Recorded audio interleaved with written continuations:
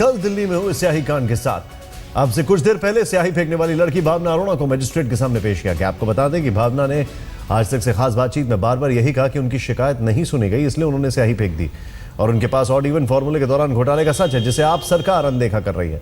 BJP ने भी अब भावना की बात का समर्थन किया है। अब इस पूरे मामले में कुछ देर पहले भावना से हमने बातचीत की, क्या कहना है उनका पूरे मामले पर, आइए देखते हैं।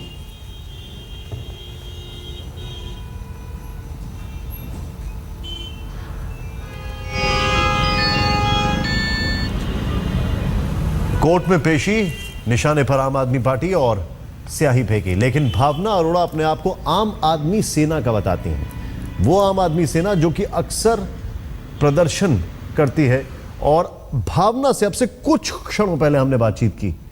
भावना कहीं पे भी ये जस्टिफाई नहीं कर पाई कि वो इस तरीके का जो उन्होंने हमला किया वो सही था। आइए देखते हैं।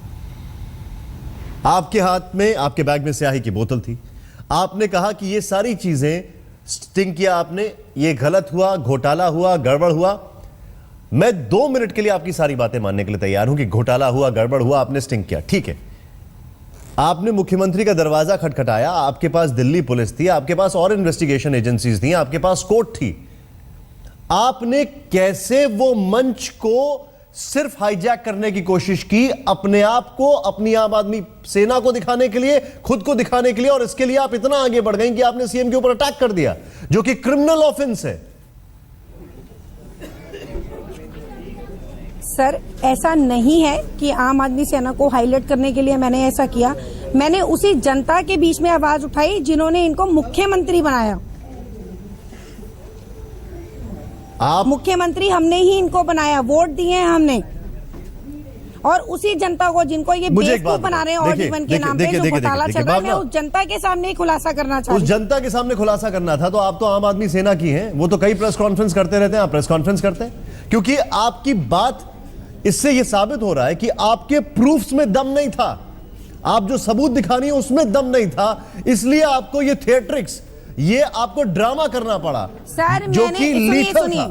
नहीं, मैं वहां पे, सुनिए, मैं वहां पे बहुत आराम से गई थी, मैंने कोई ड्रामा नहीं किया। मैं बात ये कर रहा हूं, मैंने कोई ड्रामा नहीं किया। जब आम आदमी पार्टी के, ये देखिए, अगर आप वहां पर उसके डेकोरम को ऑब्स्ट्रक्ट करेंगी तो वहां पे जो कार्यकर्ता है, जो पुलिस ऑफिशियल्स है, वो आपको रोकेंगे। ये उनका हक बनता है, नंबर 1। नंबर 2, आपके पास प्रूफ्स में अगर दम था तो आप प्रेस कॉन्फ्रेंस करती हैं। आपके पास ऐसे क्या प्रूफ थे जिसको आप सीधे सीधे सीएम को दिखाना चाह रही है? दुनिया को दिखाएं आप। आपके पास तो इतने प्लेटफॉर्म है, आजकल मीडिया हर चीज सामने लेकर आता है। आप मीडिया के पास आती, वो प्रूफ्स को इन्वेस्टिगेशन होता, इन्वेस्टिगेशन एजेंसीज के पास जाती, कोर्ट में जाती। आपने ऐसा कुछ भी नहीं किया।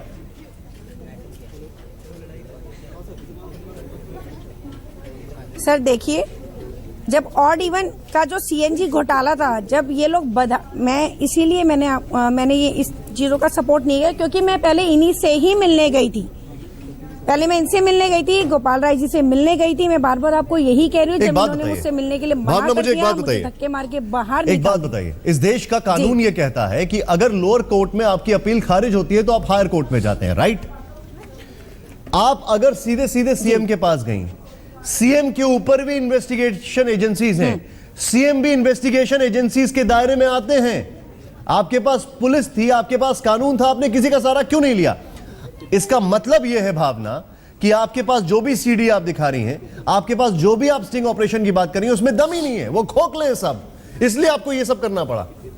सर, आप खोलिए उसको, सुनिए, आप उस स्टिंग को खोलिए। मैं जो पेपर्स लेके आई थी उस पेपर्स के अंदर इन्होंने स्कूटी के नंबर पे, स्कूटी के जो नंबर है, बाइक के नंबरों पे इन्होंने टेस्टिंग के, सीएनजी जो सिलेंडर टेस्टिंग है उसके सर्टिफिकेट दिए हुए हैं।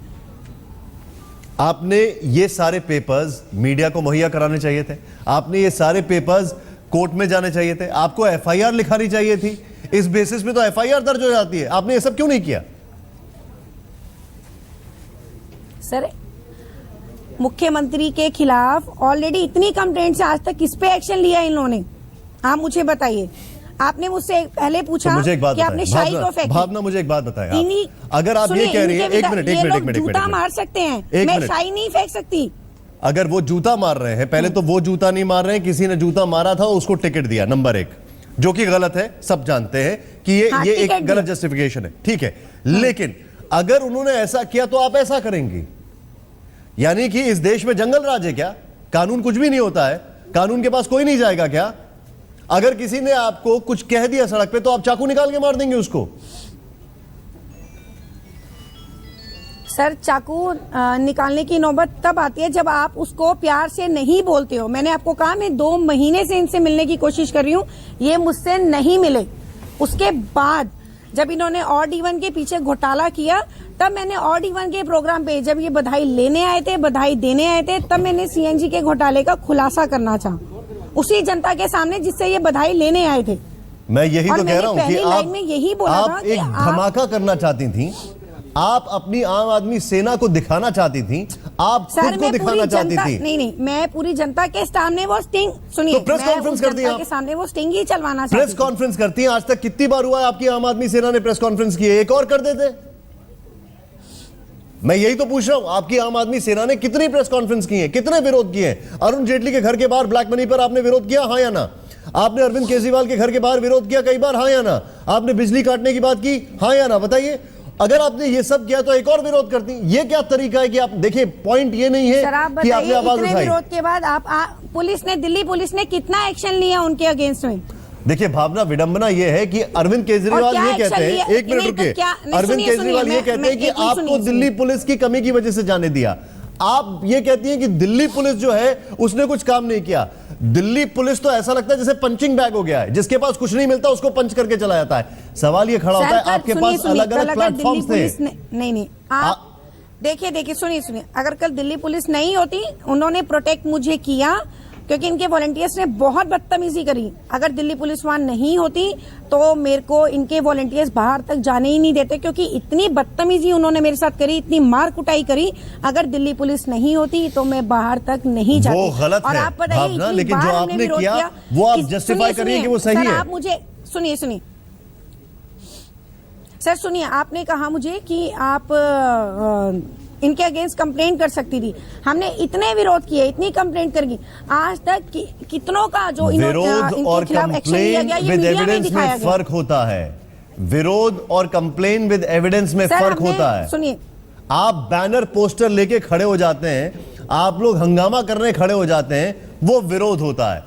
आप इन्वेस्टिगेशन करवाती हैं, फिर इन्वेस्टिगेशन एजेंसीज को इन्वेस्टिगेशन देती हैं और उसको फॉलो अप करती हैं, वो वहां पर विरोध नहीं होता है, उसमें इन्वेस्टिगेशन कहा जाता है उसको।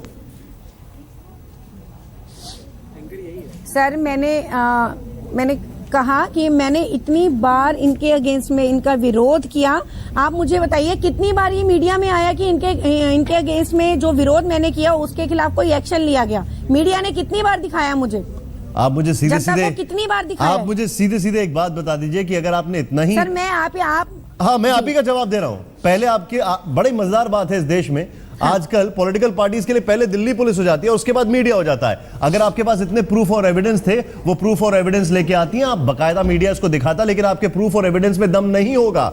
मैं बार बार इसलिए बोल रहा हूं क्योंकि हमारे, एक मिनट रुक जाइए, मीडिया के पास भी, मीडिया हवा में बात नहीं करता है, प्रूफ और एविडेंस के बेसिस पे बात करता है। हमारे लिए एक बकायदा मॉरल कोड ऑफ कंडक्ट होता है, हमारे लिए गाइडलाइंस होती है, हम उसको फॉलो करते हैं। हवा में जाकर बैनर पोस्टर नहीं फेंकते, हवा में जाकर स्याही नहीं फेंकते, हवा में जाके आरोप नहीं लगाते। हमें एक डेकोरम को फॉलो करना आता है और करते रहे। मुझे आप सुनिए और मुझे एक बात बताइए, मेरे एक सवाल का जवाब दे भावना, एक सवाल का जवाब दे। आपके क्लास में आपके टीचर ने आपकी बात नहीं मानी, क्या आपने उस टीचर को थप्पड़ मारा? आपके माता पिता ने आपके घर में आपके छोटे भाई या बड़े भाई, आपकी छोटी बहन या बड़ी बहन को ज्यादा तवज्जो दे दी, क्या आपने उनको फेंक के इंक मार दी? क्या आप ऐसा करते हैं वहां पर? अगर वहां पर ऐसा नहीं करते तो यहां पर आपकी करने की हिम्मत कैसे हुई? आएगा तो वेटिंग दिखाएगा ना सर, देखिए, मैं आपकी बात से बिल्कुल सहमत हूं। आप जो बोल रहे हैं मैं उस बात से बिल्कुल सहमत हूं, लेकिन आप खुद देखिए, जब पेरेंट्स अगर हमारी कोई बात क्योंकि आप हमारी बात से सहमत हैं, इसलिए मैं आपको यहीं पर रोकना चाहूंगा और आपको बस इतना कहना चाहूंगा कि जो भी आपने किया, आजकल सड़क पे एक वर्ड चालू हो गया, रोड रेज। यहां पर ऐसा प्रतीत होता है कि ये पॉलिटिकल रेज का मामला था, क्योंकि आपकी आम आदमी सेना आपके साथ है।